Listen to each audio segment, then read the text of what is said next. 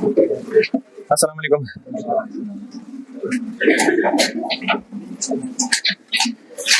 दुरूद शरीफ पढ़ लें।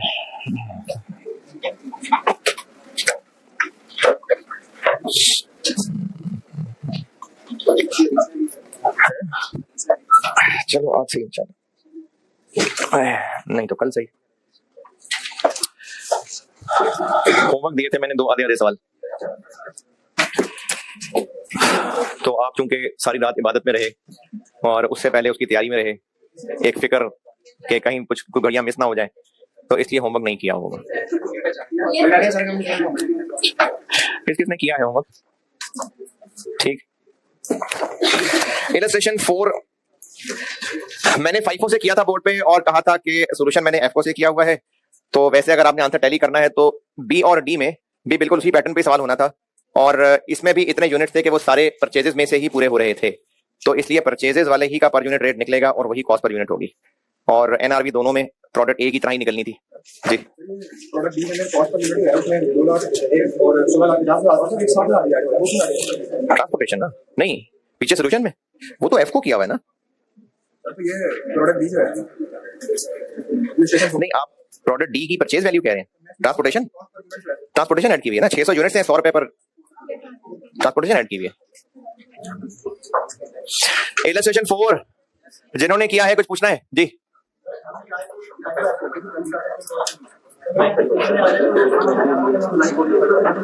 वो ऐसे थोड़ी होता है यार। अच्छा ये बाकी भी सुना यार, ये छोटे मोटे बच्चे जो है ना, वो छोटी मोटी परेशानियां, बच्चे नहीं, बच्चे तो सही सब छोटे मोटे नहीं है परेशानियां, कि मैंने कहा था कि अगर ये सवाल पेपर में ऐसे आ जाता और ये ना बताया होता कि FIFO है कि वेटेड एवरेज है, तो आपके पेपर की मार्किंग ना कंप्यूटर ने नहीं करनी, रोबोट से नहीं करनी, इंसानों ने करनी है। और अगर एग्जामिनर ने इसका सोल्यूशन अपने तौर पे F को बनाया हुआ है और स्टूडेंट FIFO कर रहा तो काट पीट ही देंगे।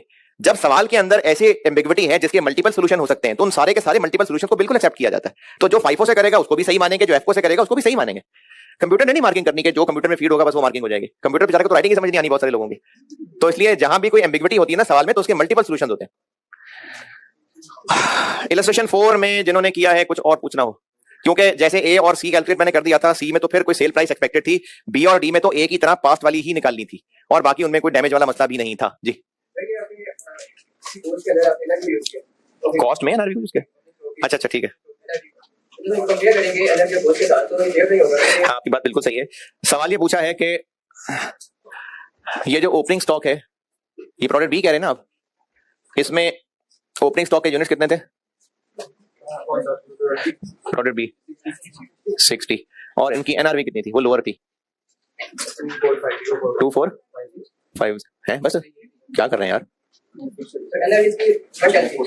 110 थी। और जो मजीद खरीदे थे वो कितने खरीदे थे? 780, और इनकी भी आगे फिर पूरी कॉस्ट थी। सवाल ये पूछा है कि जब हम लोग कॉस्ट कैलकुलेट कर रहे हैं, कॉस्ट, तो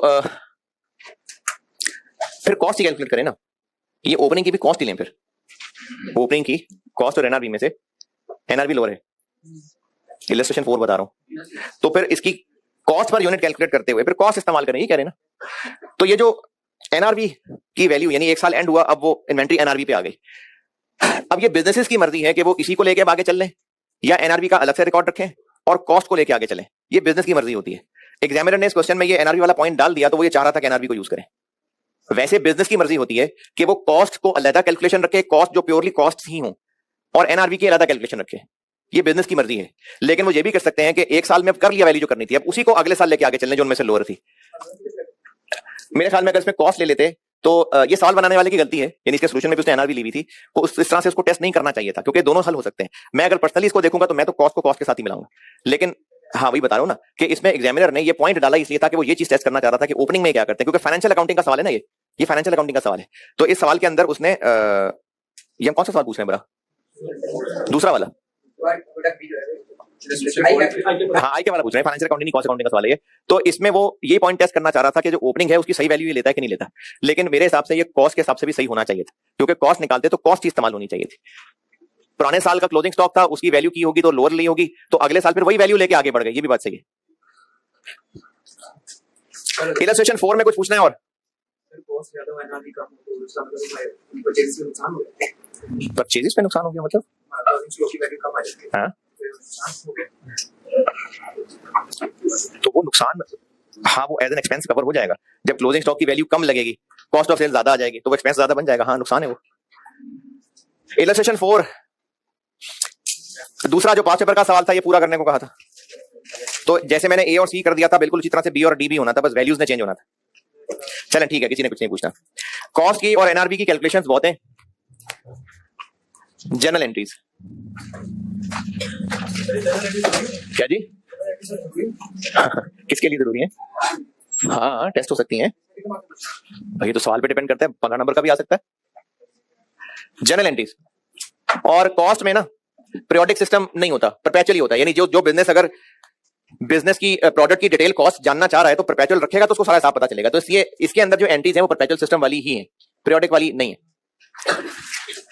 अच्छा अब ना जो चीजें मैं थोड़े डिफरेंट तरीके से लिखवाता हूँ, समझाते समझाते लिखवाता हूँ, वो तो मैं बोर्ड पे जरूर बताया करूंगा, लेकिन बाकी जो स्ट्रेट फॉरवर्ड चीजें हैं ना जो मैंने बुक में लिख दी हुई हैं, उनको दोबारा बोर्ड पे लिखने पे टाइम नहीं लगाएंगे, और उसके लिए मैं आपको पेज पे ले आया करूंगा। पेज 2, 3, 4 जनरल एंट्रीज बताई हुई है मैंने, तो बुक में आ जाए, पेज 2 पे आ जाए।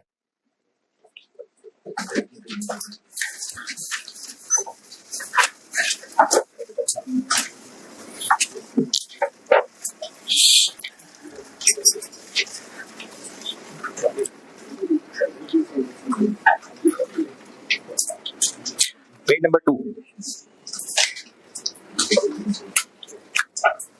ये जनरल एंट्रीज हैं। इन्वेंटरी वैल्यूएशन वाले चैप्टर में आपसे एंट्रीज टेस्ट हो सकती हैं, हो जाती होती हैं।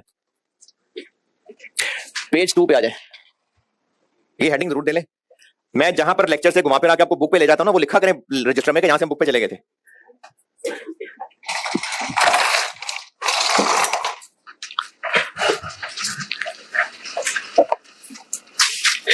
अच्छा अब जो मैंने एंट्रीज लिखी हुई हैं वो मैं आपको सामने दिखाता हूं, और उसको जो मैं एक्सप्लेन करूंगा, अगर आपको लगे जरूरत एक्सप्लेन करने की तो किताब पे लिख लेना बेशक, वही किताब पे ना उन एंट्रीज के साथ वो एक्सप्लेनेशन लिख लेना, ताकि दोबारा पढ़ें तो फिर वो काम आएगी बात।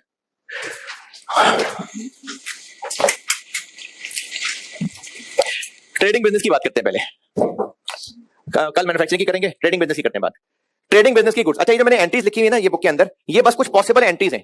आपको एक बार डेबिट क्रेडिट का कॉन्सेप्ट समझ आ, कौन सा वो तो है, डेबिट क्रेडिट तो आता ही है, लेकिन अगर आपको ये वाली चीजें जो मैंने 6-7 एंट्रीज लिखी हैं, अगर आपको उनकी साइंस समझ आ गई, तो अगर इनसे कुछ डिफरेंट ट्रांजैक्शन भी हुई तो वो भी कर सकते होंगे आप एंट्रीज।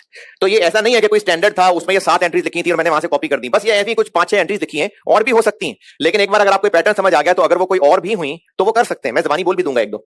ट्रेडिंग बिजनेस है, गुड्स खरीदेगा, तो परपेचुअल सिस्टम के मुताबिक गुड्स का खरीदना एक्सपेंस नहीं होता, एसेट होता है, क्योंकि परपेचुअल सिस्टम वालों के मुताबिक अभी गुड्स खरीदी हैं। अच्छा पीरियोडिक वाले क्या कहते हैं, गुड्स खरीदी हैं तो एक्सपेंस है, परचेजेस डेबिट कैश क्रेडिट।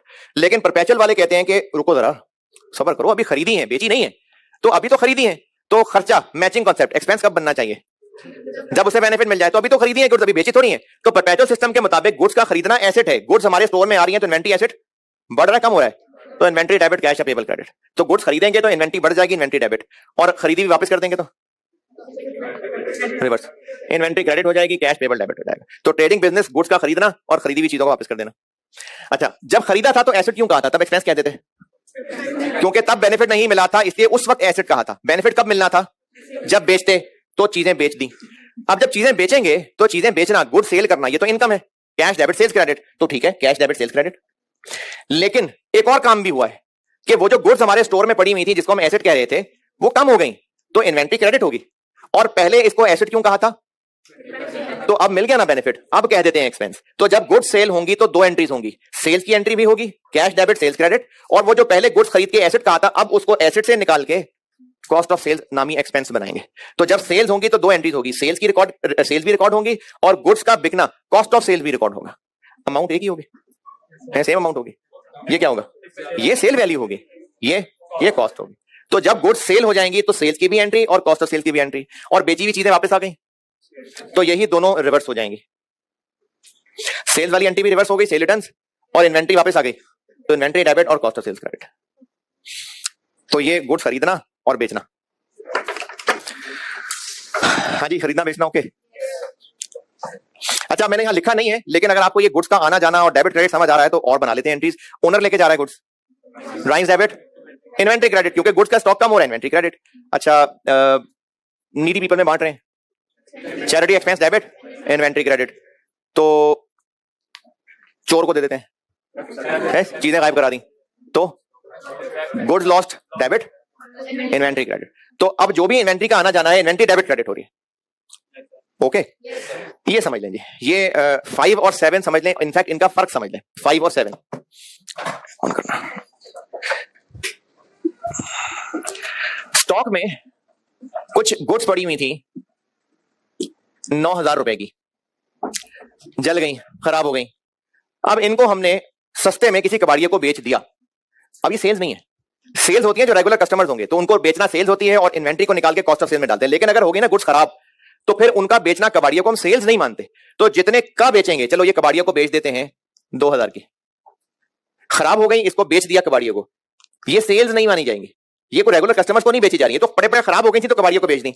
तो अब इसमें क्या होगा, कैश डेबिट हो जाएगा और क्रेडिट क्या होगा, इन्वेंट्री। इन्वेंट्री क्योंकि इन्वेंट्री तो जा रही है ना, कैश कितने से डेबिट, 2,000 से, और इन्वेंट्री कितने से क्रेडिट, 9,000 से, क्योंकि उसको तो हम 9,000 से ही बुक्स में से निकालेंगे।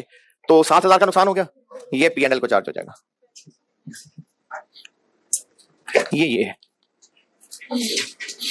और इसी का एक और वर्जन ये हो सकता है कि ईयर एंड पे बेची अभी नहीं है लेकिन है बिल्कुल फारिग खराब, और बिकेंगी भी तो 2,000 तक की बिकेंगी बस। तो अभी बेची नहीं है लेकिन ये बिल्कुल सड़ गई हुई है, तो इनको हम नॉर्मल इन्वेंट्री से निकाल लेंगे, इन्वेंट्री कर देंगे क्रेडिट। कितने से, ये इन दोनों में ना फर्क ही मेनली बस डेबिट का होने लगा है। बेची अभी नहीं है लेकिन नॉर्मल इन्वेंट्री से निकाल लेंगे, बाकियों को भी ना खराब करे, तो इसको अलहदा से ना डैमेज इन्वेंट्री कह के अपना एक अलहदा से कमरे में रख लेंगे। कितने पे, जितनी इसकी वर्थ है 2,000, और बाकी जो नुकसान है। ये दोनों में फर्क है कि अगर गुड्स खराब हो रही हैं और फौरन बेच रहे हैं तो कैश डेबिट, और अगर अभी नहीं बेची तो उनको अलग से साइड पे रख देते हैं, और अगर फेंक दी है तो इन्वेंट्री क्रेडिट और बस सारा ही P&L डेबिट। यानी अगर ये 9,000 की चीजें बिल्कुल सड़ के फेंक ही दी होती तो इन्वेंट्री क्रेडिट और P&L 9,000 डेबिट। तो ये मैंने ये दोनों लिखी है, 5वीं और 7वीं, ये समझाता हूं भी, 5वीं और 7वीं बताइए मैंने।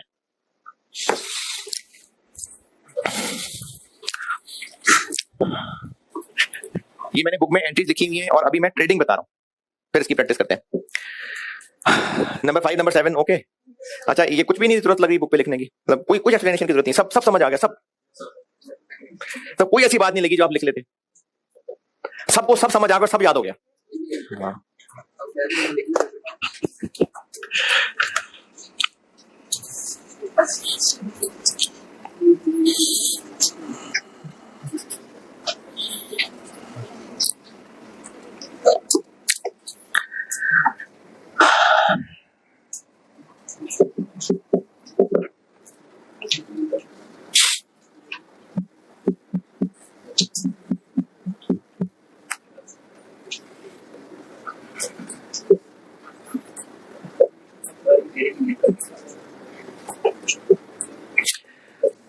नंबर 6 समझाता हूं।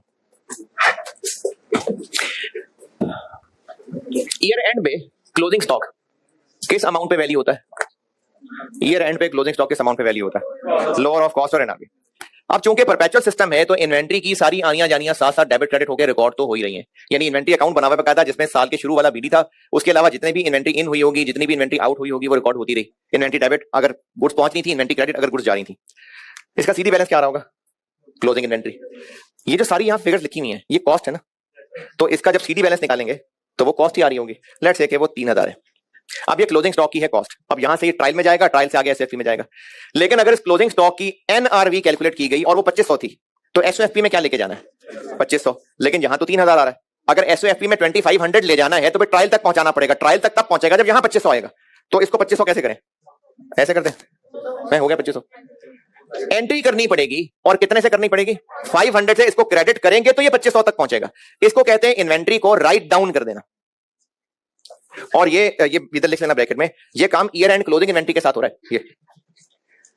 ये ईयर एंड क्लोजिंग इन्वेंट्री, यानी ये काम ईयर एंड पे हो रहा है सिर्फ क्लोजिंग इन्वेंट्री के साथ। जो हमारे पास यूनिट पड़े हुए हैं और उनकी अगर एनआरवी कम है तो उनको बाकायदा एंट्री करके लोअर वैल्यू पे लाना पड़ेगा, क्योंकि सारा कुछ डेबिट क्रेडिट हो रहा था। तो एंट्री 2,500 से करेंगे या 500 से, डिफरेंस है 500 से। तो इसको इन्वेंट्री को राइट डाउन करना कहते हैं। इन्वेंट्री क्रेडिट हो जाएगी और कॉस्ट ऑफ सेल्स डेबिट हो जाएगी। नहीं समझ आई, बिल्कुल भी नहीं, बिल्कुल भी नहीं आई बात समझ। ये काली काली फिगर ठीक है। इन्वेंट्री डेबिट क्रेडिट क्यों हो रही है, जब इन्वेंट्री रिसीव हो रही है आउट। तो अब जब ये इन्वेंट्री का बीडी बैलेंस है, जितनी इन्वेंट्री रिसीव हो रही है, जितनी इन्वेंट्री आउट हो रही है, सब यहां पर मौजूद है, तो इसका सीडी बैलेंस क्या आ रहा होगा? कॉस्ट ना, क्लोजिंग। लेकिन अगर इसकी एनआरवी 2500 है तो एसओएफपी में इन्वेंट्री 3000 लिखेंगे, 2500 लिखेंगे, क्योंकि लोअर 25 है। तो अब ऐसा क्या करें कि इसका सीडी 3000 की बजाय 2500 हो जाए, ताकि वो ट्रायल में जाए और ट्रायल से आगे एसओएफपी में जाए। इसको काट के 2500 कर दें, फिर एंट्री करेंगे ना, इन्वेंट्री क्रेडिट करेंगे 500 से। इन्वेंट्री क्रेडिट करेंगे तो यहां पर 500 जब क्रेडिट आएगा तो अब सही सीडी क्या बन जाएगा? तो ये जो 500 की एंट्री करना है, इसको कहेंगे कि हमने इन्वेंट्री को राइट डाउन किया है। और क्यों करना पड़ा ये? ईयर एंड पे जो क्लोजिंग स्टॉक था, अगर उसकी कॉस्ट ज्यादा है, एनआरवी कम है, तो डिफरेंस से राइट डाउन की एंट्री करनी पड़ेगी, इन्वेंट्री कम करनी पड़ेगी, और ये हमारा कॉस्ट ऑफ सेल एक्सपेंस बन जाएगा। पीएनएल भी हो सकता है, कॉस्ट ऑफ सेल ज्यादा बेहतर है, पीएनएल भी डेबिट हो सकता है, इसको स्लैश पीएनएल भी कर दें। कॉस्ट ऑफ सेल भी ठीक है, स्लैश ये पीएनएल कॉस्ट ऑफ सेल के साथ कह रहा हूं, इन्वेंट्री तो क्रेडिट होगी, कॉस्ट ऑफ सेल्स डेबिट की जगह पीएनएल डेबिट कर सकते हैं, वो भी सही है? कौन सा एक्सपेंस? तो कॉस्ट ऑफ सेल एक एक्सपेंस ही है ना, और क्या है? हाँ, क्योंकि इन्वेंट्री की वैल्यू डाउन हो गई, तो ये नुकसान है, फायदा है? लॉस हुआ ना, तो एक्सपेंस ही है ना। एक लॉस होना एक्सपेंस, बैड डेट क्या होता है? एक्सपेंस है ना। तो क्या खर्च कर रहे होते हैं? कुछ नहीं, पैसा डूब रहा होता है, गुड्स जल गई, कुछ खर्च कर रहे होते हैं, नहीं, लॉस हो रहा होता है, तो एक्सपेंस है। तो ये वैल्यू का डाउन हो जाना एक लॉस है, और उसके लिए कॉस्ट ऑफ सेल्स ज्यादा नॉर्मल कॉस्ट ऑफ सेल्स का डेबिट करना है, पीएनएल भी कर सकते हैं इसकी जगह। तो ईयर एंड पे अगर क्लोजिंग स्टॉक की कॉस्ट ज्यादा है, एनआरवी कम है, तो राइट डाउन की एंट्री करनी पड़ेगी जी। सेल्स क्या कर लें? कॉस्ट ऑफ सेल कैसे डेबिट हो रही है? पीरियोडिक सिस्टम में कॉस्ट ऑफ सेल्स कैसे निकालते हैं? Opening stock plus purchases minus closing stock. Closing stock की फिगर कैसे निकलती है? लोअर ऑफ कॉस्ट और एनआरवी। तो अगर एनआरवी कम होगी तो ये फिगर कम हो जाएगी, तो इसका असर किस पे पड़ेगा? कॉस्ट ऑफ सेल पे पड़ेगा।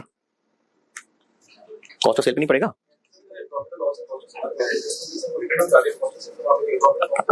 ये मैं जो कह रहा हूं दोबारा सुने, पीरियोडिक सिस्टम में कॉस्ट ऑफ सेल कैसे निकालेंगे? ऐसे ही नहीं जैसे ही किया। क्लोजिंग स्टॉक की फिगर कैसे निकलेगी पीरियोडिक सिस्टम में? फिजिकल काउंट गिनेंगे, फिर उसकी वैल्यू निकालेंगे। कौन सी वैल्यू? एनआरवी और कॉस्ट में से लोअर लेंगे ना। तो अगर एनआरवी कम हुई तो ये एनआरवी आ जाएगी, इसके कम होने से कॉस्ट ऑफ सेल, जब एक कम फिगर माइनस कर रहे हैं तो इसके कम होने का किस पे असर जाएगा? कॉस्ट ऑफ सेल पे जाएगा ना। तो अभी भी मैं कॉस्ट ऑफ सेल पे लेके जा रहा हूं, कॉस्ट ऑफ सेल ही बढ़ेगी ना, तो कॉस्ट ऑफ सेल बढ़ा दी। पीरियोडिक में वो ऑटोमेटिकली बढ़ जानी थी, क्योंकि पीरियोडिक के अंदर कॉस्ट ऑफ सेल इस फार्मूले से निकलनी थी। परपेचुअल में हमें खुद डेबिट करनी पड़ रही होती है, तो इसलिए हमें इसकी खुद एंट्री करनी पड़ रही है। पीरियोडिक में ये काम ऑटोमेटिकली हो जाना था, परपेचुअल में हमें एंट्री करनी पड़ रही है इसकी, तो इसलिए ज्यादा बेहतर कॉस्ट ऑफ सेल्स है, लेकिन ये पीएनएल भी हो सकता है। ट्रेडिंग बिजनेस की गुड्स की एंट्रीज में बताएं, और कोई बात पूछनी है तो? कोई कंफ्यूजन, कोई प्लस माइनस डेबिट क्यों हुआ, क्रेडिट क्यों हुआ, कैलकुलेशन कैसे की, क्या वजह है? हाँ जी, कोई सवाल? परपेचुअल में बताएं, होनी चाहिए, मैं भी पूछ ही रहा हूं। क्लोजिंग स्टॉक की कोई एंट्री होनी चाहिए है? होनी चाहिए। क्यों क्यों होनी चाहिए? कि पता चलेगा है? हर चीज की एंट्री होती है। साल के एंड पे बैंक में जितना बैलेंस रह गया है, बैंक का सीडी, उसकी क्या एंट्री होगी? साल के एंड पे कैश पड़ा रह गया, सीडी बैलेंस है, उसकी एंट्री क्या करेंगे? एंट्री क्या करेंगे उसकी? सीडी बैलेंसेस की एंट्री नहीं होती, सीडी बैलेंसेस की एंट्री नहीं होती भाई। डेटर का साल के एंड पे क्लोजिंग बैलेंस आ रहा है, उसकी एंट्री क्या करें? है नहीं क्लियर हुआ? सीडी बैलेंसेस की एंट्री नहीं होती ना बेटे। तो परपेचुअल सिस्टम में तो इन्वेंट्री के साथ साथ एंट्रीज कर रहे हैं ना, तो इसका मतलब है कि इन्वेंट्री अकाउंट, परपेचुअल और पीरियोडिक में फर्क ही यही है। परपेचुअल में इन्वेंट्री की सारी ट्रांजैक्शन साथ साथ कर रहे हैं ना, डेबिट क्रेडिट, तो इन्वेंट्री का अकाउंट बन रहा है। अब जब इन्वेंट्री का बीडी बैलेंस भी इस अकाउंट में आ रहा है, सारा इन्वेंट्री का आना जाना, डेबिट क्रेडिट सब रिकॉर्ड हो रहा है, तो क्लोजिंग स्टॉक कैसे पता चलेगा? सिर्फ कैरेट डाउन से पता चल जाएगा, तो उसकी एंट्री करनी पड़ेगी नहीं। तो परपेचुअल के अंदर इन्वेंट्री के क्लोजिंग स्टॉक की एंट्री नहीं करने की जरूरत होती, क्योंकि वो सीडी बैलेंस से पता चल जाएगा। पीरियोडिक में क्या होगा? वो एफआर 1 में होगा वैसे, लेकिन क्या होता है पीरियोडिक में, इन्वेंट्री अकाउंट में कर ही नहीं रहे होते डेबिट क्रेडिट, तो साल के एंड पे फिर फिजिकल काउंट करना पड़ता है, उसकी वैल्यू निकालनी पड़ती है। जो लोग हमें से एफआर 1 पढ़ रहे हैं, ये रेक्टिफिकेशन ऑफ एरर्स में चीज बताऊंगा। क्लोजिंग स्टॉक की वैल्यू निकाली जाती है, फिर उस वैल्यू से एंट्री की जाती है inventory debit cost of sales credit. ये एंट्री होती है, पीरियोडिक में होती है। क्लोजिंग स्टॉक काउंट करते हैं, उसकी वैल्यू लगाते हैं, फिर उस वैल्यू को खुद अकाउंट फॉर करते हैं inventory debit cost of sales credit. Perpetual में ऐसा करने की जरूरत क्यों नहीं है? क्योंकि साथ साथ डेबिट क्रेडिट होता जा रहा था, बस सीडी बैलेंस निकालेंगे तो ये होगा क्लोजिंग स्टॉक। और बताएं इन अकाउंटिंग से रिलेटेड कोई भी जरा सी भी कंफ्यूजन, कोई पुरानी नई कोई कंफ्यूजन? कोई नहीं, कुछ नहीं पूछना, कुछ नहीं पूछना कि दफा करो क्या पूछना, किसी को कोई मसला नहीं। फिर पास क्यों नहीं होते यार सारे? चले पास पेपर का सवाल करते हैं।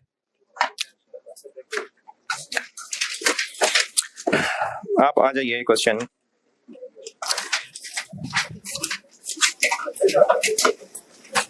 Page number 10 question 2, page number 10 question 2।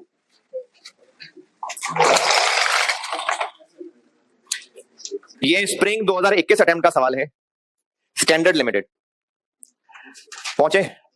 चलें पढ़े, मैं करता हूं बोर्ड पे सवाल, पढ़ लीजिए, मैं बोर्ड पे करता हूं सवाल। दोबारा बता रहा हूं, पेज नंबर 10 के ऊपर क्वेश्चन नंबर 2 रखा हुआ है मैंने, स्टैंडर्ड लिमिटेड। जो अभी भी जिन्होंने किताब नहीं खरीदी, खरीदने का इरादा भी नहीं रखते, तो ये स्प्रिंग 2021 अटेम्प्ट का क्वेश्चन नंबर 4 था।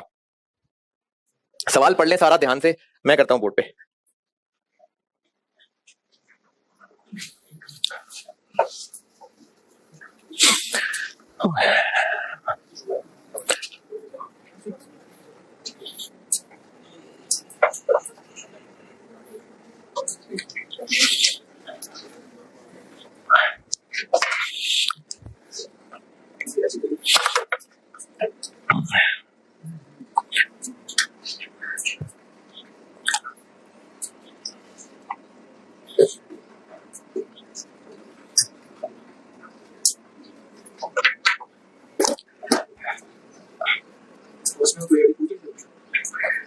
पूछ सकता नहीं सकते की तो गारंटी नहीं है, लेकिन किताब में भी इस पर डिस्कस नहीं हुआ, परपेचुअली डिस्कस हुआ होता है। क्योंकि एक बिजनेस जो कॉस्ट अकाउंटिंग कर रहा है ना, जब सारी चीजों की डिटेल कैलकुलेशन रख रहा है, तो ये हिसाब किताब रखता ही होगा कि कितनी चीजें कब आई कब गई। तो ऐसा प्रैक्टिकली मुमकिन नहीं है कि वो सारी इंफॉर्मेशन पूरी डिटेल रिकॉर्ड कर रहा है और इन्वेंट्री का उसको पता ही नहीं। किताब में भी ना बस डिस्कस ही परपेचुअल है। फाइनेंशियल अकाउंटिंग है, हाँ इन्वेंट्री का है, लेकिन फाइनेंशियल अकाउंटिंग है।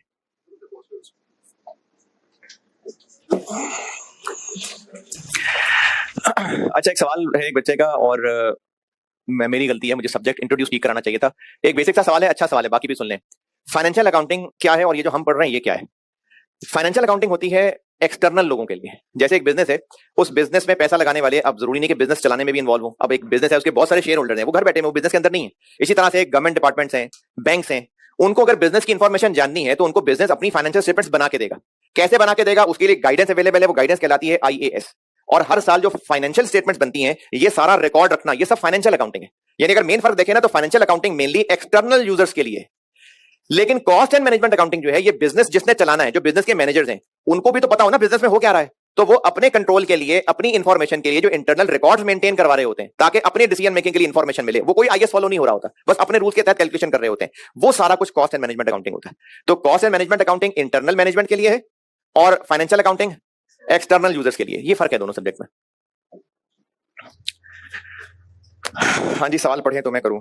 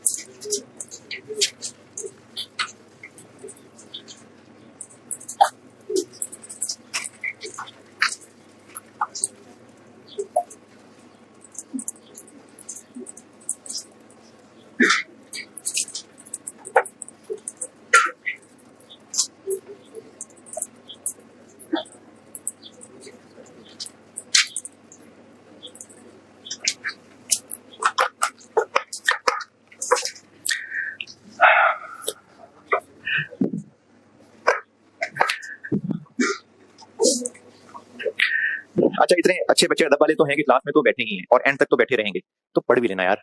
जब सवाल करा रहा होगा ना तो पता तो चले ना क्या कर रहे हैं। ऐसे सवाल कहा है पढ़ने को, तो पढ़े सवाल।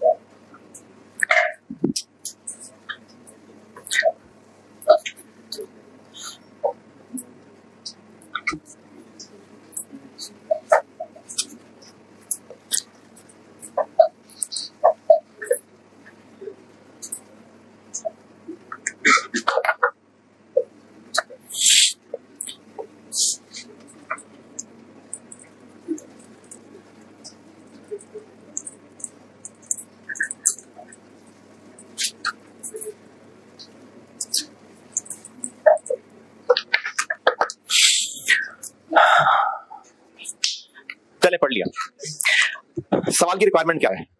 General entries. कैसे पता इस चैप्टर का सवाल है? कैसे पता इस पेपर में कैसे पता चलेगा चैप्टर का सवाल है? भाई डाटा से पता चल रहा है ही सारा इन्वेंट्री का सवाल, परपेचुअल इन्वेंट्री है, उसकी एंट्रीज पूछी नहीं है। अच्छा कैसे पता ट्रेडिंग है कि मैन्युफैक्चरिंग है? हाँ पहली लाइन से पता चल रहा है कि बाय करता है और सेल करता है, तो ट्रेडिंग बिजनेस का सवाल है और इन सारी ट्रांजैक्शंस की करनी है एंट्रीज। कैलकुलेशन के लिए FIFO या वेटेड एवरेज? Weighted average. तो एंट्रीज तो होंगी बाद में, अमाउंट्स निकालने के लिए पहले आपको वो इन्वेंट्री कार्ड बनाना पड़ेगा, क्योंकि परपेचुअल सिस्टम है ना, इन्वेंट्री कार्ड बनाएंगे तो वैल्यूज निकलेंगे। और कॉस्ट अकाउंटिंग के पेपर में आप लोग, अब ये PRC नहीं है जिसमें सिर्फ ऑप्शंस क्लिक करनी है, सब लिख के सॉल्व करना है। अच्छी प्रेजेंटेशन जो होती है कि अगर सवाल में कोई खास चीज रिक्वायर किया ना, कोई स्टेटमेंट, कोई रिपोर्ट, कोई अकाउंट, तो तमीज ये है कि जिससे रिक्वायर्ड किया था वो स्टार्टिंग में आए, उसके बाद अगले पेज से उसकी वर्किंग्स आए, और वो रफ वर्किंग नहीं है, यानी आप उनको वर्किंग्स की हेडिंग देके उनके भी आगे साफ सुथरी कैलकुलेशन दूंगी, वो वर्किंग सोल्यूशन का हिस्सा है। और अगर ऐसा कोई अकाउंट, कोई एंट्रीज रिक्वायर्ड नहीं थी, तो बस सवाल जैसे मैं कल कैलकुलेट कर रहा था, शुरू किया और बस कैलकुलेट करता गया, तो सवाल का सोल्यूशन वो होता है जो करने वाले को भी समझ आए, पढ़ने वाले को भी समझ आए और सही भी हो। बस ये कॉस्ट के सोल्यूशन है। इसके फॉर्मेट के कोई खास कोई ऐसा स्टाइल नहीं है कि जी पेपर में सवाल करना कैसे, बस वैसे ही करना है कि आपको भी पता हो क्या कर रहे हैं, पेपर मार्क करने वालों को भी पता चले क्या करके आए हैं और सही भी हो। हाँ, जिसमें अगर कोई खास एंट्रीज, अकाउंट्स, रिपोर्ट मांगे हैं तो उसमें इतनी तमीज कर लेते हैं कि जो रिक्वायर्ड है वहां से शुरू कर लेते हैं, और जो उसके लिए मेहनत करनी पड़ेगी वो सारी वो वर्किंग कर लेंगे। तो एंट्री से शुरू कर लेंगे, क्या एक पेज लग जाएगा एंट्री के लिए, 1-1.5 लग जाएगा, वो जगह छोड़ के वर्किंग पे आ जाते हैं। ये मैं स्प्रिंग 21 का सवाल कर रहा हूं सॉल्व। अच्छा मैंने ना ये अपनी बुक में ऑटम 22 तक सब अपडेट किया हुआ है, और स्प्रिंग 23 का जब सोल्यूशन आ जाएगा तो जिस जिस चैप्टर का सवाल हुआ करेगा तब फिर वो भी क्लास वर्क होमवर्क में डिस्कस किया करूंगा। ऑटम 22 तक बहरहाल मैंने सब अपडेट किया हुआ है इसमें। वर्किंग करते हैं। परपेचुअल सिस्टम है तो वो इन्वेंट्री कार्ड बनाना पड़ेगा, वो जो 9 और वो 11 कॉलम वाला बनाया था। अच्छा इसमें ना अगर FIFO मेथड है तो फिर तो वो ही करना पड़ेगा। अगर वेटेड एवरेज है तो जैसे बनाया था वैसे भी बिल्कुल सही है, और आज मैं उसका एक शॉर्टकट बताता हूं, अगर आपको वो आसान लगे तो बेशक वो कर लेना, लेकिन ये जो मैं बना के दे रहा हूं ये FCO में चलेगा, FIFO में ये नहीं अच्छा चलेगा। तो FIFO में वो बड़ा टेबल ही बनेगा, और अगर FCO हो तो आपको अगर बड़ा टेबल पसंद है तो बड़ा टेबल बना ले, वरना ये जो मैं छोटा बनाने लगा हूं ये पसंद आता तो ये बना लेना। इसके लिए रजिस्टर को लटाने की जरूरत नहीं पड़ेगी, सीधा सीधा भी चल सकता है। डेट, थोड़ी सी अंग्रेजी, और यूनिट्स, रेट और टोटल, बस इतना ही फैला हुआ है इसका। स्टार्टिंग पॉइंट 1 फेब का बैलेंस कितना? 1 फेब को बैलेंस कितना है? 220,000 यूनिट्स है, 7,000 रेट है, 1,540,000,000,000,000। अच्छा अगर आप इसमें ये इतनी बड़ी बड़ी फिगर्स देख के डर जाएं, जो कि डरना बनता भी है, इतनी सारी फिगर्स हैं, तो आप ऐसा बिल्कुल कर सकते हैं कि यहाँ पर हेडिंग लिखें जी रुपीज इन 1000, मिलियन में लिखना है मिलियन में लिख लें, लेकिन वो मैं इसलिए रिकमेंड नहीं कर रहा क्योंकि स्टूडेंट जब उससे पर यूनिट रेट निकालेगा वो गलत कर देगा। तो या तो इसको 1000 में कर लें और यूनिट्स को भी 1000 में कर लें, फिर रेट सही चल जाएगा, अदरवाइज कैलकुलेशन खराब हो जाएगी, तो बेहतर है कि पूरा ही लिख लें। अब आगे वेटेड एवरेज मेथड में इन्वेंट्री कार्ड वो जो 11 कॉलम बनाए थे, अगर वैसे बनाना है वो बना ले, नहीं तो मैं वेटेड एवरेज के लिए एक और छोटा फॉर्मेट बता रहा हूं, अगर ये आसान लगे तो वेटेड एवरेज में आप ये चला लीजिएगा। चलें आगे। ट्रांजैक्शंस कब? 5 तारीख को परचेज हो गई, कितनी? 280,000, तो उससे स्टोर में बैलेंस बढ़ेगा कम होगा? तो वो इसमें हो जाएगा ऐड, कितने के? 70 to 100, 2016। बस इसमें करना ये है कि जो वहां भी वैसे ही करते थे, लेकिन हर ट्रांजैक्शन के बाद बैलेंस अपडेट होता जाएगा। अब स्टोर में कितना बैलेंस हो गया? 500,000,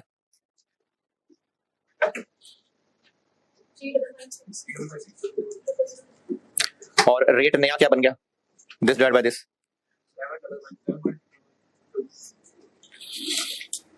ये देखा ना, इसीलिए मैंने कहा राउंड ऑफ करेंगे ना तो आप 7 पॉइंट कर देंगे, 7112। हर ट्रांजैक्शन लिखें और फिर बैलेंस अपडेट करते जाएं। अगली ट्रांजैक्शन सेल्स कब? 10 फरवरी को हो गई सेल्स, कितनी? 180,000। अब उससे यहां से बैलेंस निकलेगा, आएगा, यहां से यूनिट्स निकलेंगे तो माइनस। वेटेड एवरेज मेथड है, रूल क्या है वेटेड एवरेज मेथड का? जब भी इशू होगा किस रेट पे? जो स्टॉक में रेट आ रहा है। और FIFO में इशू का क्या रूल है? जो भी स्टोर, दोनों में कॉमन बात यह है कि जो इन्वेंट्री में आ रहा होगा वहीं से इशू होगा, दोनों में यही रूल है। तो इसमें आ ही रहा था तो यही वाले इशू हो गए। 7112 पे सेल हो गए, नहीं सॉरी, कस्टमर को 7112 का बेचा है, नहीं ये तो कॉस्ट लिख रहे हैं हम, पता नहीं कितने का बेचा है, ये तो हम कॉस्ट लिख रहे हैं सारी। 1280160,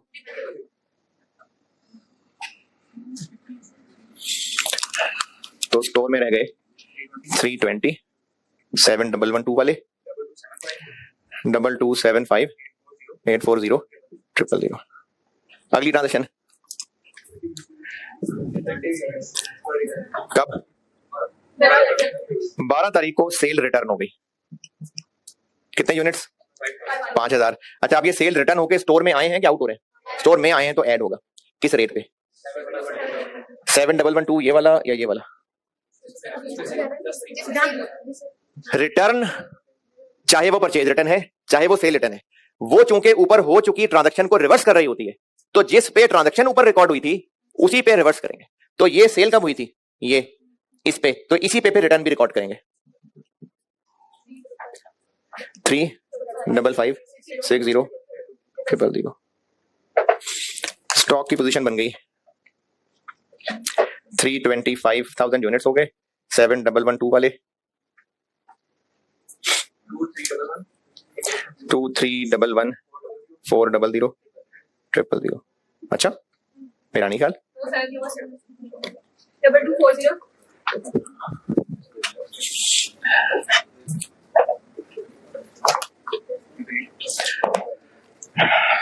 जी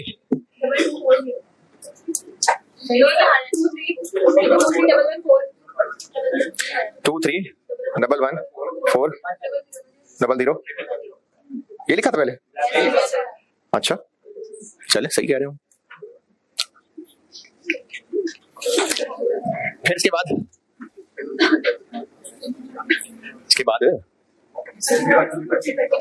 चले यहां तक पहुंचे। मैं पॉइंट 5 की अंग्रेजी समझाता हूं। फिर पॉइंट 4 तक कोई अंग्रेजी ना समझ आई हो, पॉइंट नंबर 4 तक अंग्रेजी में भी अगर कुछ मसला है तो पूछें।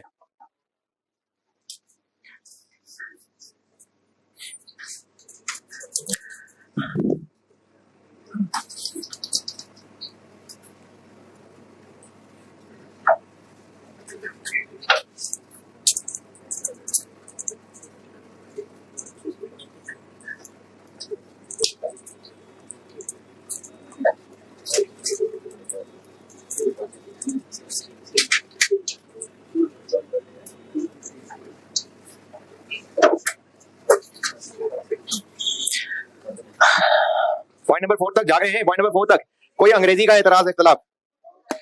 पॉइंट नंबर 5 समझाता हूं। 30% of the defective units returned to SL. SL कौन है? हम एसएल हैं। तो रिटर्न टू एसएल यानी जो हमें वापस आए थे, कहां वापस आए थे? वो जो एक लाइन ऊपर वापस आए थे। तो केएल ने जो 5000 यूनिट्स हमें वापस किए थे, अब उनकी बात हो रही है पॉइंट नंबर 5 में। 30% of the defective units return to SL, ये उन्हीं 5000 की बात हो रही है। हैड अ मैन्युफैक्चरिंग फॉल्ट, ये बने हुए खराब थे। And were return to the supplier, यानी हमने अपने सप्लायर को वापस भिजवा दिए। तो ये क्या हो गई? Purchase return. कब का वाकया है ये? 15। तो 15 तारीख को हो गई परचेज रिटर्न। 30% यूनिट्स, किसके 30%? ये 5000 के। कितने बने? अच्छा, अब 1500 यूनिट सप्लायर को वापस भिजवा रहे हैं, तो यहां से इन हो रहे हैं, आउट हो रहे हैं? आउट हो रहे हैं। किस रेट पे? 7200 पे। क्यों? क्योंकि परचेज रिटर्न है, जो ट्रांजैक्शन हुई थी उसी को रिवर्स कर रहे हैं हम। तो 7200 पे 10850।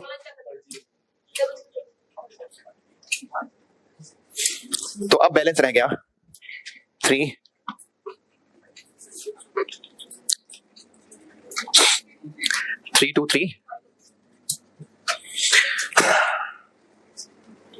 इसमें से इतना गया 2300 600 000। और अब रेट रिवाइज हो जाएगा क्योंकि 7200 आ गया बीच में। 7111.59। 2 डेसिमल कर लेना चाहिए। वैसे 2 कर लेंगे तो कोई मसला नहीं है, लेकिन बेहतर होता है कि जब आप रेट निकालें तो 2 डेसिमल तक जरूर जाएं। अच्छा, अभी पॉइंट 5 चल रहा है। 5000 में से 30% यानी 1500 ये तो सप्लायर को वापस कर दिए। रिमेनिंग डिफेक्टिव कौन से रिमेनिंग? इन्हीं 5000 में से 3500 वर डैमेज्ड अपनी ही गलती की वजह से, इसलिए खामोशी से इनको बेच दिया। 2000 का बेच दिया, तो ये आउट हो गए, इन हो गए, आउट हो गए। तो ये स्क्रैप बेच दिए हमने किस तारीख को? तो 20 तारीख को हमने स्क्रैप के तौर पे इनको यहां से निकाल दिया 3500। अब ये बस आउट हो रहे हैं, तो किस रेट पे? ये 2000 लिखूं इधर। तो फिर जब ये 1,80,000 बेचे थे तो यहां वो लिखूं जितने के बेचे थे? नहीं, हम ये कॉस्ट की कैलकुलेशन कर रहे हैं। अब ये जो सेल्स किए थे क्या पता 10,000 के बेचे होते तो यहाँ 10,000 थोड़ी लिखेंगे, यहां से तो कॉस्ट पे ही आउट करेंगे। इसी तरह ये जो खराब यूनिट्स हैं ये हम 2,000 के बेच रहे हैं, चलो फेंक रहे होते, यहां से तो फिर भी कॉस्ट पे ही आउट करते, ये तो कॉस्ट की कैलकुलेशन है, तो ये इसके ऊपर निकलेंगे। तो 2,000 का क्या करें, 2,000 कॉस्ट पर यूनिट तो नहीं है, हाँ तो उसका क्या करें, एंट्री करते हुए कैश डेबिट करने में काम आएगा वो, यहां से तो कॉस्ट ही आउट करेंगे इसकी। कितने टोटल, 2 4 8 9 0 6 5। अब स्टॉक रह गया है 32,000 बस, 3,20,000 और 7,111.59 वाले, और अमाउंट रह गई 22 75 70 9435। पॉइंट नंबर 4 की अंग्रेजी दोबारा पढ़ के देख लीजिए, और अगर इसमें कोई एतराज तकलीफ है तो बताइए। हैं मैंने क्या कहा, 4 के बाद क्या था, हाँ तो 5 ही ना, 5। पॉइंट नंबर 6 पढ़ के देख लें, नहीं 6 ऊपर वाला, पॉइंट नंबर 5 पढ़ के देख लें। अभी तक मैंने जितना पढ़ाया है उसकी अंग्रेजी में कोई मुश्किल परेशानी है तो बेटे बोलिए, चले कोई मसला नहीं। पॉइंट नंबर 6, 5,000 यूनिट्स केएल को भेजे, केएल कौन है, वो ऊपर वो जो कस्टमर था हमारा वो केएल, ऊपर पॉइंट नंबर 3 में लिखा हुआ है खुर्रम लिमिटेड, जिसको हमने यूनिट्स बेचे थे और जिसने हमें वापस कर दिए थे, तो उसको अब हमने 5,000 यूनिट्स दे दिए, तो ये क्या हो गई, सेल। किस तारीख को है जी, तो 22 फेब को हो गई सेल। कितने यूनिट्स, 5,000। किस रेट पे, अच्छा इस रेट पे के इस रेट पे,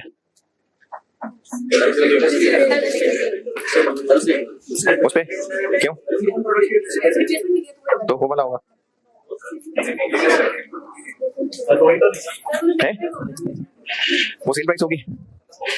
अच्छा ये ना जिनको ये लग रहा है कि ये वाला रेट नहीं ये वाला रेट होगा, तो मैं अभी डबल एंट्री बता दूं ना तो समझा दूंगा। ये अभी डबल एंट्री के साथ ज्यादा बेहतर है समझाना, यही रेट लगेगा अभी, क्योंकि ये सेल है, बस सेल हो रही है तो सेल होगी। 3,555 7,950। तो अब स्टॉक की पोजीशन रह गई 3,15,000,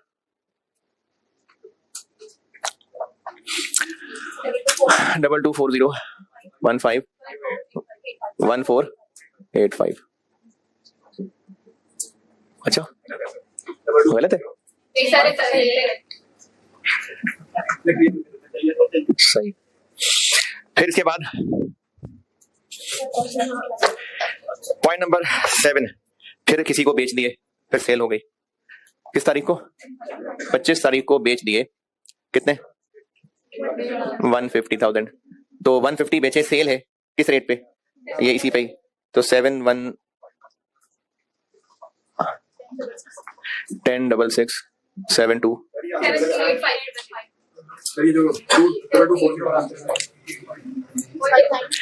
इसमें से ये माइनस करें तो ये नहीं बनता,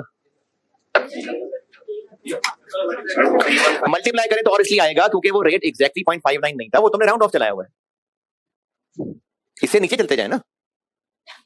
ये क्या बन रहा था, 7,3 का 2, शुरू से 10,85। अब क्या रह गया, कितने रह गए, 165,000। 7,111 वाले 1173 412 117 1173 412 985। फिर क्या हुआ, 28 तारीख को जब फिजिकल काउंट करने गए, अच्छा क्यों गए, परपेचुअल सिस्टम में क्यों गए, तो परपेचुअल हो तो फिजिकल काउंट करना मना तो नहीं है, मजबूरी नहीं है लेकिन मना तो नहीं है। पीरियोडिक हो तो फिर तो मजबूरी है, फिजिकल काउंट करना पड़ेगा। परपेचुअल है तो क्रॉस चेक करने चले गए, तो तभी तो पता चला जाके 500 यूनिट, जो 4,500 यूनिट्स हैं उनके बारे में पता चल रहा है कि उनकी एनआरबी डाउन है, और वो जो 500 यूनिट्स हैं वो गए, तो 500 यूनिट्स गए, गुड्स लॉस्ट हो गई 500 यूनिट्स। 7,111 वाले 3 555 7 9 5, बाकी रह गए 1 6 4 5 0 0 7 111.59 वाले 1 6 8 5 7 1 9 0। और एनआरवी वो स्टॉक में ही पड़े हुए हैं, वो तो बस वैल्यूएशन करनी है तो वो स्टॉक में ही पड़े हुए। ये हो गई सारी कैलकुलेशन। अब करते हैं इनकी डेबिट क्रेडिट। वो तो जस्ट एनआरवी राइट डाउन की एंट्री करेंगे ना, स्टॉक से थोड़ी निकल गया, स्टॉक में तो पड़े हुए हैं। ऑब्सोलीट का मतलब होता है जो नीचे नीचे शेल्फ में पड़े हुए थे, थोड़े दब गए, को कोना खराब हो गया, तो वो ऑब्सोलीट होते हैं। तो उनकी एनआरवी कम है तो ठीक है, एनआरवी राइट डाउन कर लेंगे। ये सारी अंग्रेजी के पॉइंट्स देख लें, इसमें अगर कोई कैलकुलेशन समझ नहीं आई, किसी पे इख्तलाफ है, एक इख्तलाफ अभी मैंने पेंडिंग रखा हुआ है कि ये रिप्लेसमेंट वाले थे तो ये इस पे क्यों लिखे, इस पे क्यों नहीं लिखे। इसका जवाब एंट्री के साथ देता हूं, उसके अलावा और कुछ पूछना है तो पूछें। नहीं पूछें। रिप्लेसमेंट की बात क्यों की? जैसे तुम इसका ही कह रहे हो, बच्चे रिप्लेसमेंट की बात क्यों की? रिप्लेसमेंट देखिए अभी जो चीज में रिटर्न करने जाते हो, चलिए एक मिनट की बात। नहीं मैं एंट्री बताता, एंट्री के साथ समझाता हूं, ठहर जाए। इस रिप्लेसमेंट वाले पॉइंट के अलावा और इसमें बताएं क्या पूछना है। चले ठीक है जी, कुछ नहीं पूछना। एंट्री शुरू करते हैं। सबसे पहली एंट्री ओपनिंग स्टॉक की एंट्री कर दें। नहीं, ओपनिंग स्टॉक की एंट्री नहीं होगी तो एंट्री हो जाए। अच्छा ये ना कैलकुलेशन कर रहे थे, हमने रेट निकालना था, इसलिए मैंने कहा था कि आप इनको पूरी अमाउंट लिखें। लिख ली पूरी अमाउंट। अब कोई जोर जबरदस्ती नहीं है कि आप एंट्रीज में भी लाजमी 10 डिजिट लिखें, तो आप एंट्रीज में ये बिल्कुल कर लें। इतनी बड़ी फिगर है, मिलियन कर लेते हैं। एंट्रीज करने लगाओ। सबसे पहली 5 तारीख को परचेज हो गई इन्वेंट्री डेबिट, कैश या पेएबल क्रेडिट, कितनी 2016 और 2016। ठीक है, इन्वेंट्री डेबिट कैश क्रेडिट। फिर क्या हुआ, सेल हो गई। अच्छा सेल कितने की कितने रुपए के बेचे हमने, कस्टमर को कितने रुपए का बेचा,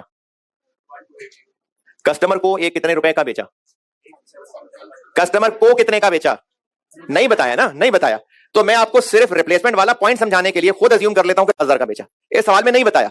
अच्छा इस सवाल में नहीं बताया तो इसके लिए आप एंट्री क्या करते, एक तरीका तो यह है कि जब बताया ही नहीं तो सेल की एंट्री ना करें, सिर्फ कॉस्ट ऑफ सेल की एंट्री कर दें।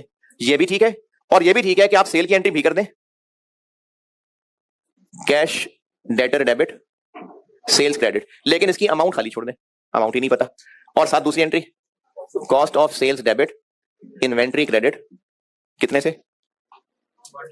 1280.16 और 1280.16। ये 10 तारीख की सेल की एंट्री होगी। अच्छा मैं ना वो रिप्लेसमेंट वाला पॉइंट समझाने के लिए अज्यूम कर रहा हूं कि 10,000 रुपए का बेचा, तो पहली एंट्री कितने से होगी, 1,80,000 यूनिट्स इंटू 10,000। ये 10,000 वाली बात दोबारा सुन लें, सवाल में कहीं नहीं है 10,000। मैं आपको सिर्फ रिप्लेसमेंट वाला पॉइंट समझाने के लिए बता रहा हूं कि इसको 10,000 रुपए अज्यूम कर लेते हैं, सवाल में नहीं है। और सवाल में जब सेल प्राइस बताई ही नहीं तो आप ये एंट्री ना करें, सिर्फ ये कर लें, क्योंकि जब उसकी अमाउंट ही नहीं पता तो ये भी सही है। लेकिन एहतियात ये है कि एंट्री कर दें और अमाउंट ना लिखें, ये ज्यादा बेहतर हो जाएगा। वैसे नहीं ठीक है, खैर बस ब्रैकेट में दिखाना था। उसके बाद क्या हुआ, उसके बाद 12 तारीख को सेल रिटर्न हो गई। तो 12 तारीख को जब सेल रिटर्न हुई तो ये ऊपर वाली एंट्रीज रिवर्स कर देते हैं। ये ऊपर वाली हो जाएगी सेल रिटर्न्स डेबिट कैश या डेटर क्रेडिट, और दूसरी इन्वेंट्री वापस डेबिट और cost of sales credit. Inventory कितने से डेबिट 35.56। और अभी जो मैंने सिर्फ रिप्लेसमेंट वाली बात समझाने के लिए 10,000 अज्यूम किया है, तो ये वाली एंट्री कितने से होगी 5,000 यूनिट्स इंटू 10,000, क्योंकि कस्टमर तो हमें 10,000 ही की चीजें वापस करने आए ना, उससे तो हमने 10,000 ही वापस करने होंगे। 12 फरवरी तक ये जो 2 एंट्रीज मैंने की हैं इन पे कोई इख्तलाफ, हाँ जी यहां तक कोई और मसला। इसके बाद क्या हुआ, इसके बाद 15 तारीख को हो गई परचेज रिटर्न। तो परचेज रिटर्न की एंट्री हो गई, इन्वेंट्री से निकाल दिया कैश या पेबल वापस डेबिट और इन्वेंट्री क्रेडिट, कितनी 10.8।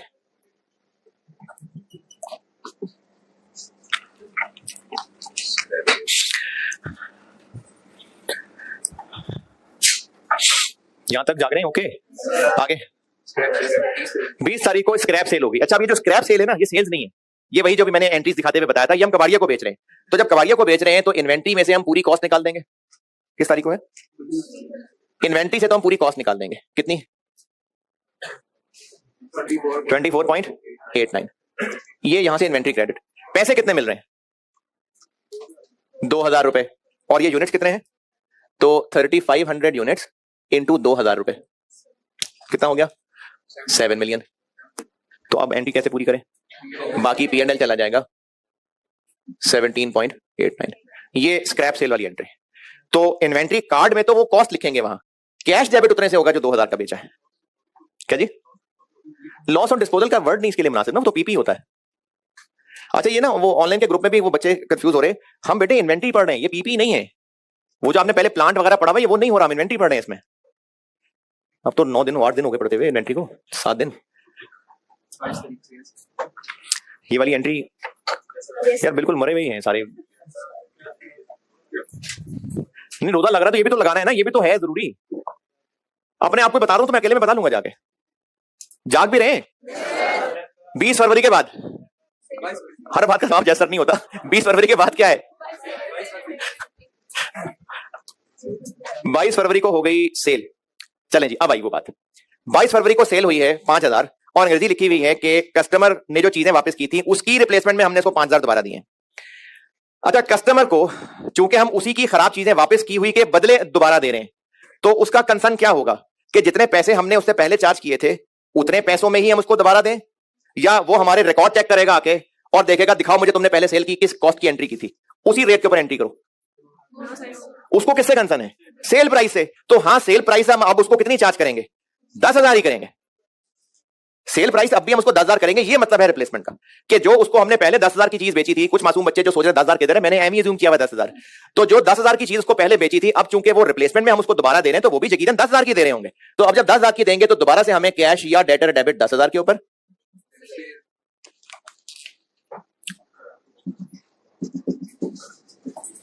लेकिन ये हमारी और कस्टमर की ट्रांजैक्शन है इस चीज से रिलेटेड। अब जो कॉस्ट ऑफ सेल की एंट्री करनी है, तो क्या ये कोई सेल रिटर्न है? क्या ये सेल रिटर्न है? बस सेल है। तो सेल है तो जैसे आउट होता है वैसे आउट होगा उस वक्त के रेट पे। तो इसलिए इस पे ये वाला रेट लगाया था। अब बताएं जिनको रिप्लेसमेंट वाले में कोई एतराज है। Cost of sales debit inventory credit 35.56। ये हो गई 22 तारीख की सेल वाली एंट्री। और फिर उसके बाद 25 तारीख को यही एंट्री और अमाउंट हो जाएगी उसके बाद 28 तारीख को goods loss debit inventory credit किस अमाउंट से? ये 3.56 हो गई लास्ट। एनआरवी जब कैलकुलेट की गई, अच्छा बीच में 2 एंट्रीज और हैं जो मैंने जबानी बोली हैं। एक ये 150,000 यूनिट्स की सेल है, यही वाली दोनों एंट्रीज करेंगे अमाउंट वहां टेबल से देख के, और दूसरी एंट्री गुड्स लॉस की मैंने बताई है, goods loss debit inventory credit amount वहां से देख के। लास्ट 4500 यूनिट्स ऐसे हैं जो हैं स्टॉक में पड़े हुए लेकिन उनकी एनआरवी कम है। एनआरवी कितनी है? 6,000, जबकि कॉस्ट कितनी है? तो 1111 डाउन राइट डाउन करना है। देखें हमारे पास अभी वो कॉस्ट के ऊपर आ रहा है जबकि उसकी एनआरवी कितनी है? 6,000। तो राइट डाउन करना है ना, तो हमें इसको 1111 राइट डाउन करना पड़ेगा। कितने यूनिट्स? 4500। तो cost of sales debit inventory credit 4500 units 111.59। ये 111 कहां से आया? 7111 कॉस्ट है, 6,000 पे उसको लाना है, तो इतने से राइट डाउन करेंगे। यही सवाल आपका दोबारा होमवर्क है, ये आपने करना है। अल्लाह हाफिज।